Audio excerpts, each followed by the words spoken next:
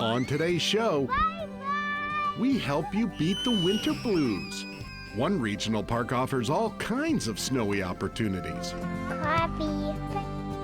We take a walk in a most popular winter park and discover a winter-only sport dedicated to water's frozen form.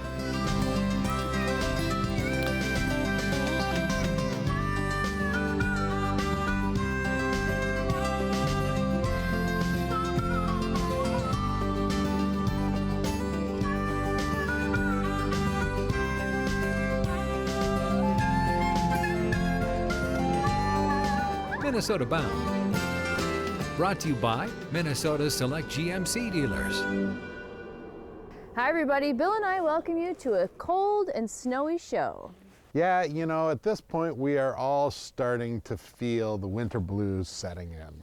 Well, we've had cold, rain, snow, polar vortex, more snow. All of it.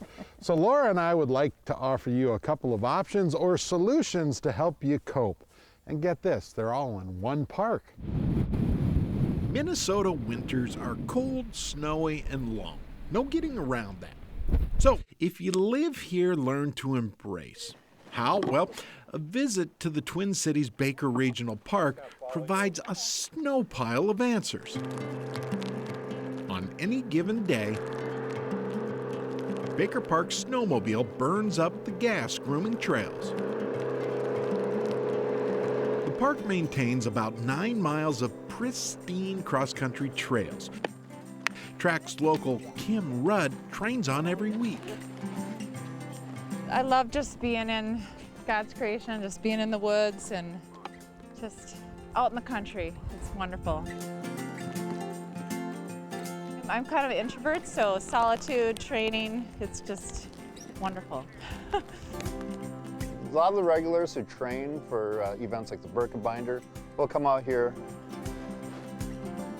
At a slower pace, Baker Park's other 5 miles of trails attract more families. Hi, Braid. Like mine. Let's go. Snowshoeing has become pretty popular. That time says go this way. It's great exercise and even greater family time. And it's easy, even for a kid. So is that hard or easy? What do you think? Easy. Easy or easy. The toughest part, figuring out where to explore next. Do you think we're going the right way? Yes. Baker will rent you snowshoes if you don't own them. Oh, and you might want to try coming on a weekday. It's a great time to come out because then you can have the trails more to yourself. If you prefer a slightly faster pace, 1, 2, 3, go! Go! Go! let gravity do the work. Baker's sledding hill is one of those. A scream. The only problem, Whoa. Whoa. Wait. on a hill this big, the hoof back up takes time. Now, Baker offers one other big winter draw. Lake Independence. 832 acres of some of the Twin Cities' best fishing. Don't believe me? Braids, I think I see fish. Let's see if we can catch one quick. Well, watch a couple of 4-year-olds clean up. Braids, quick, come reel. Another fish. Whoa. Ah, I know hold him. Okay. Look it. What kind of fish is that? Crappie. Pet his tail. See you. Bye, Tootsie. 3, 2, 1. Oh, oh. Crosby, what happened? You missed it! Here, Crosby. Reel him up. Start reeling. What do you feel? What do you feel? Whoa, look at that one. They're getting bigger. Dad, I got a big fish. And to think, We got a fish. Baker Park is just one of 24 winter destinations in the Three Rivers Park system. Here, let's give him a kiss. Don't be afraid to embrace our winters. Ew! Heck, you can kiss it smack dab on the fish lips if you like, but be warned, At Baker Park, if you try it, you might just like it. Coming up next, we take a winter walk in one of Lake Superior's most popular parks. Can you name the falls? Minnesota Bound is brought to you by Minnesota Select GMC dealers, Star Bank, Rapala, and by Factory Motor Parts.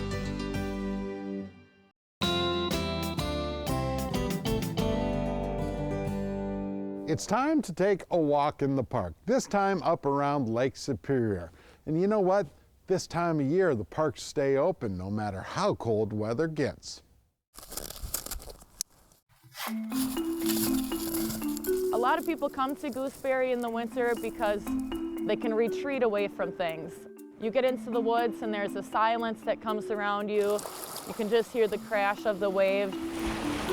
So it's actually a pretty unique place that's frozen in time. Gooseberry is located in northeast Minnesota, right along the shore of Lake Superior, located about an hour north of Duluth. One of the neatest things about being on the North Shore and here at Gooseberry that I always tell people that the lake always has something to offer, and not everybody always gets to see that. Where we are right now is an area called the Picnic Flow. The different ice formations that we see, it's always just kind of, to me, a little ghostly. Everything takes on a different form. Each year we have over 500,000 visitors. On any given day we can have 1,000 to 2,000 people that come and enjoy the park, and that's true for winter as well. We have lots of groomed ski trails here at Gooseberry that will take you along the Gooseberry River, over different bridges, and even up on the ridge where you can get some really scenic vistas of the lake. Snowshoeing is a neat thing to be able to do here at Gooseberry. You can travel throughout the woods, you can travel along the shore, really take the opportunity to explore the park in solitude. 2 million years ago, the landscape was covered by large glaciers, and these glaciers moved slowly across the landscape, and as they started to melt about 10,000 years ago, they really started to carve out the Gooseberry River. Also, as they began to retreat, they let up a great pressure that had been put on the rocks, and that's another thing that helped create the 5 different tiers of waterfalls that we have here at Gooseberry. One of the big things that people come to look at are the waterfalls. I think it's that kind of mystery of the waterfalls that really attracts people as well. One unique thing that happens here at Gooseberry is ice climbing. A couple times every winter we'll come out, I'll see, a party of 3 or 4 people climbing up either the middle falls or the lower falls. I've come out quite a few times. It's a really great place to come and climb. So we're at the top of the falls here, just above a nice looking little section of ice. So these are called ice screws, and they allow us to anchor into ice.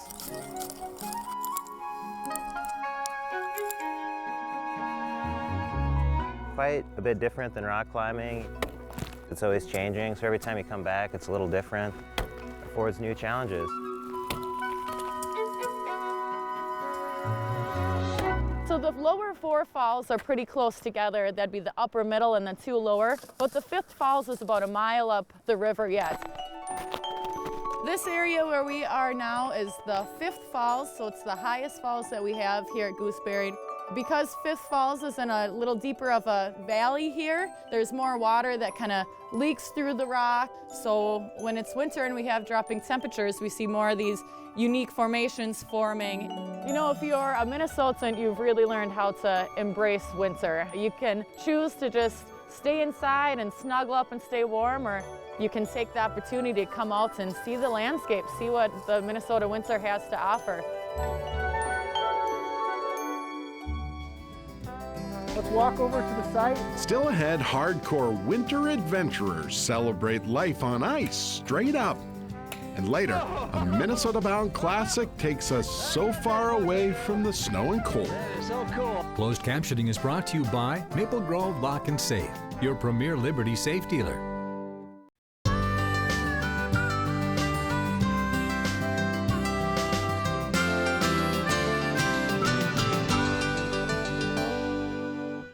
Up next, a story of Minnesota's extremes. When the temps drop, the water freezes, and in that, a few hardy souls find a pure winter sport. Minnesotans, we're known for making the best of long winters. We ski, we fish. But what about climbing?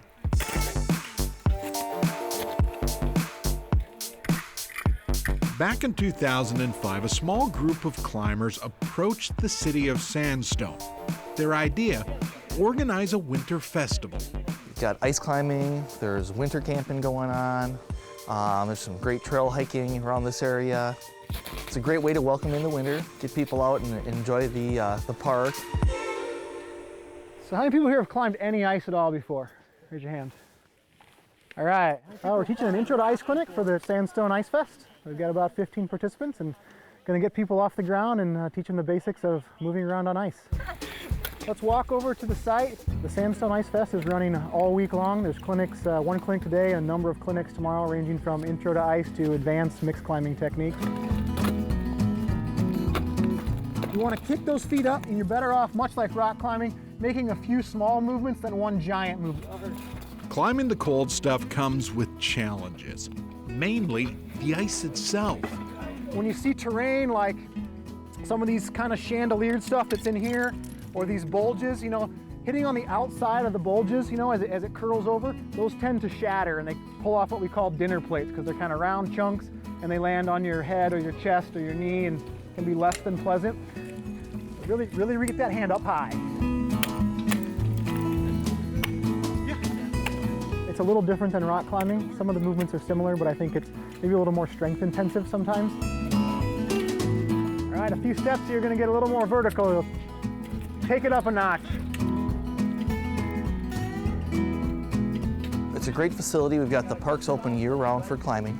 And in the last couple of years, the Minnesota Climbers Association's worked with the city of Sandstone to add plumbing above the cliffs, so now they can make their own ice as they go. Awesome. Question is, what do the students think of Ice Climbing 101? Feels good. Second time here. That was excellent. It was awesome. Found a new hobby.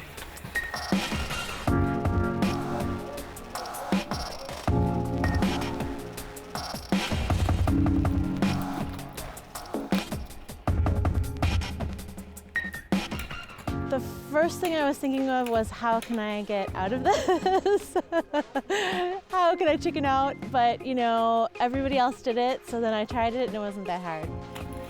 Well, I've done rock climbing before and I thought it might be similar to that, but I wasn't too sure about the ice. I don't really like the cold, but I wasn't too scared of it. The lesson, just get outside and climb. It's what we do here in a cold Minnesota.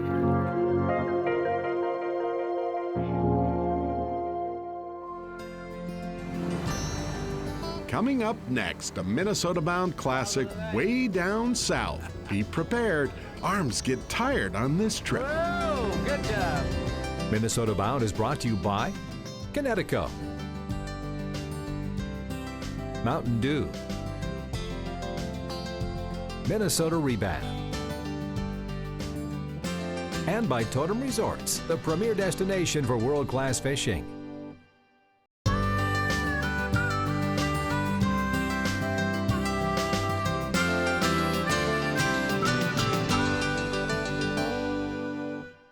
It's no secret that my dad likes to head south when the winter temps drop. Which brings us to today's Minnesota-bound classic, all about one of Ron Shera's favorite fishing trips.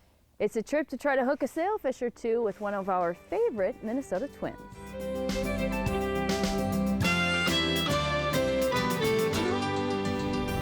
Oh, he's going now. He's gonna go now.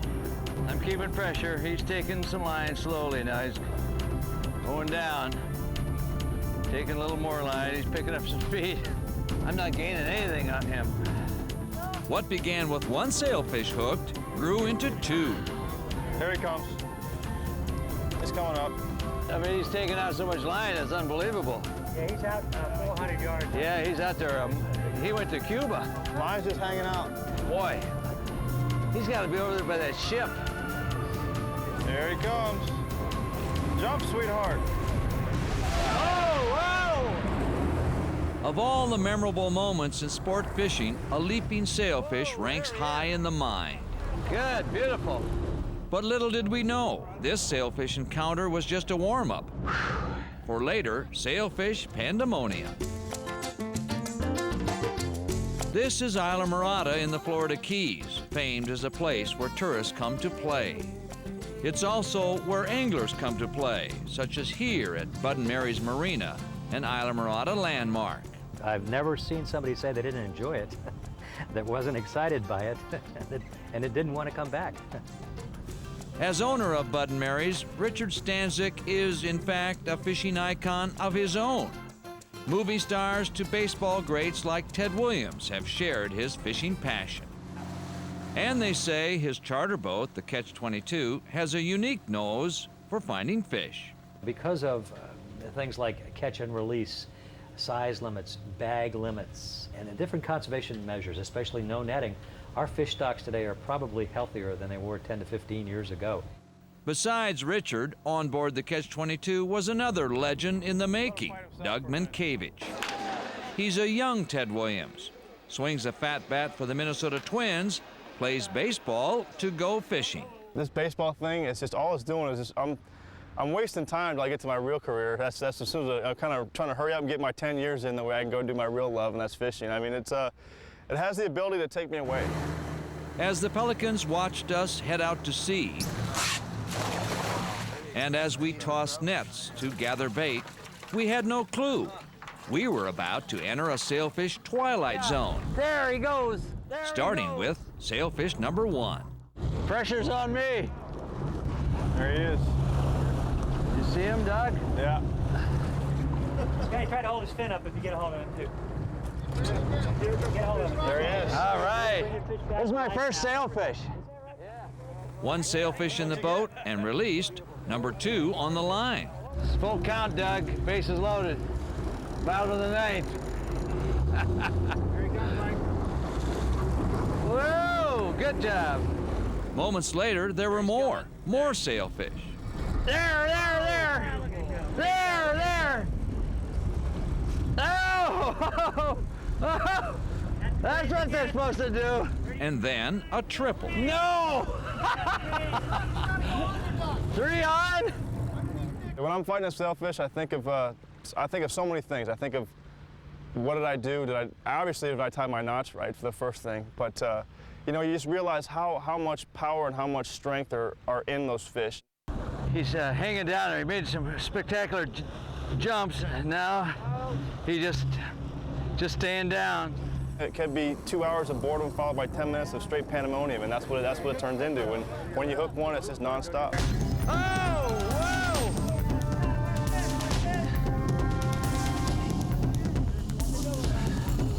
There he goes. There he goes. There he goes. Oh, whoa! There he goes.